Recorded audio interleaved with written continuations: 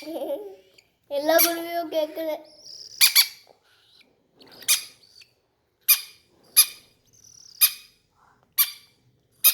அம்மா கிளி மாம்பழம் கொத்தி குத்தி சாப்பிடுமா?